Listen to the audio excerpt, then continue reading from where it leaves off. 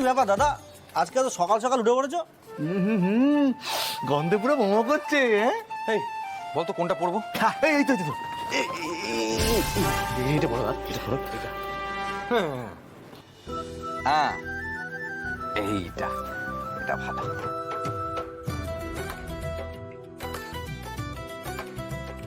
দাদা, বল। তার মানে তুমি প্রীতিদির ননদের বিয়েতে যাওয়ার জন্য রাজি হয়ে গেলে, তাই তো? কি? তার মানে কালকে স্যার ম্যাডাম তোমাকে আচ্ছা করে ধুয়েছে, কি তাই তো নাকি? ওই বিয়েতে কে যাবে? মিঠির মাসির বিয়ে। মিঠির মা মানে মিঠির মাম্মাম আমাকে ফোন করে স্পেশালি আজকে যেতে বলেছে। আমি সেখানেই যাচ্ছি।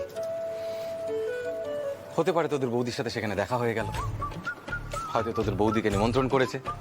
কাজেই আমি কোনো রিস্ক নেব না, একদম টিপ টাপ ফান্টু হয়ে যাব বলে তো ঝাঁকা।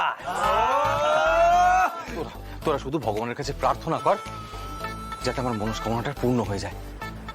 না হলে বাবার দেখা ওই মেয়েগুলোর মধ্যে যে কোনো একটা মেয়েকে বিয়ে করে আমাকে মরে যেতে হবে রে। আরে দাদা চিন্তা করো না, বৌদি জিন্দাবাদ। বৌদি ছিল, বৌদি আছে, বৌদি থাকবে। ঠিক আছে, অত আদিক্ষেতা করতে হবে না। এই শোন, আমার দেরি হয়ে যাচ্ছে, গেলাম। ঠিক আছে, টাটা।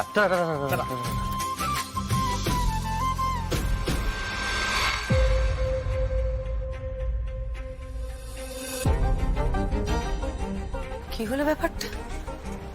হঠাৎ করে আদির মনটা গলে গেল। কোথায় যাচ্ছেন মা?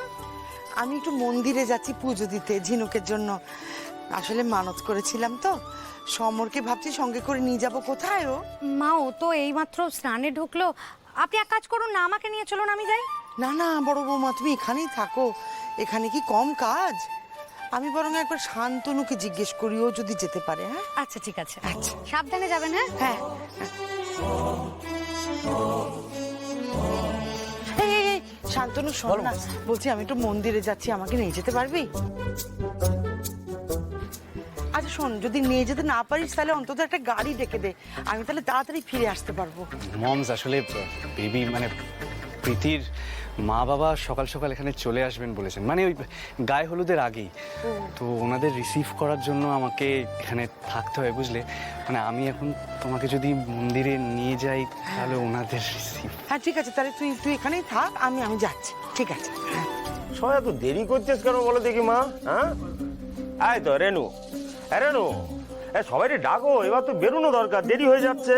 এই তোমরা রেডি তো? হ্যাঁ হ্যাঁ মা, আমরা রেডি হয়ে গেল, চলো বেরোই। চলো চলো চলো এবার। এক সেকেন্ড। কি বৌমা, এদিক ওদিক কি দেখতেছো? কাউরে খুঁজতেছো? হ্যাঁ হ্যাঁ বাবা, আদি কোথায় সেটাই ভাবছি। ও তো আমাদের সাথে বিয়ে বাড়িতে যাচ্ছে। তাই নাকি? হ্যাঁ, আপনি ওকে দেখেননি? না। ও আচ্ছা, আসলে অনেক সকাল সকাল তো ঘুম থেকে উঠে পড়েছে, তাই আমি ভাবলাম বোধহয় আপনার কথাও মেনে নিয়েছে। তাই নাকি? বাহ বাহ, এ তো ভাবতেই পারতিস না। এরকম চমৎকার সব। এই যে পল্টন গোপালের দল, কোথায় যেতেছো তোমরা? তোমাদের বস কোথায়? না, বাবা, বৌগি, এইভাবে কথা বলছো কেন তোমরা? তোমরা কি মুখে সুপুরি গুজে রেখেছো? হাই! আদি কোথায় বল? বাবা, একা আদি 3 দিক চলে গিয়েছে একবারে। হ্যাঁ অরুণু, এ তো একবারে তুমি অবতার তৈরি করেছো একটা। জয় আদি চক্র, না অবতার আদি চক্রবর্তীর জয়। এই, সত্যি করে বল আদি কোথায়, নালি উল্টো করে ঝুলোয় আড়ং ধোলাই দেবো একবারে সব কটারে। আসলে স্যার কি হয়েছে, দাদা না আজকে আরো একটা বিয়ের নেমন্তন্ন আছে, দাদা ওখানে গেছে। বোঝো কাণ্ড, এতবার করে বললাম ভদ্রতার খাতিরে মুখটা একবার দেখানোর দরকার, কথা শুনলো? একেবারে আমার মতো জেদি হয়ে ছেলেটা, বুঝলে মা? আমার মতো।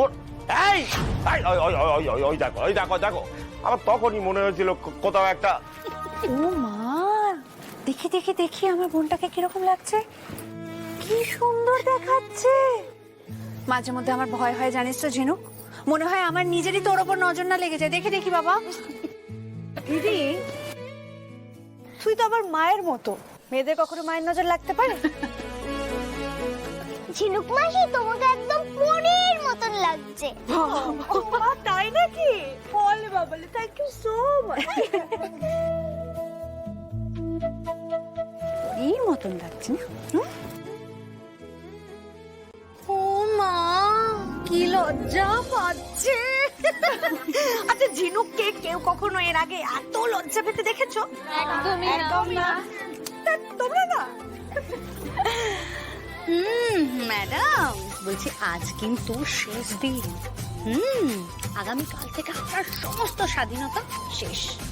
আগামীকাল থেকে আপনাকে সেটাই করতে হবে যেটা আপনার স্বামী চাইবেন। না না বৌদি, বরং উল্টোটা। আগামীকাল থেকে ওর স্বামীর স্বাধীনতা শেষ। না মানে ওর স্বামী তো ওর ইশারাতেই চলে, তাই না?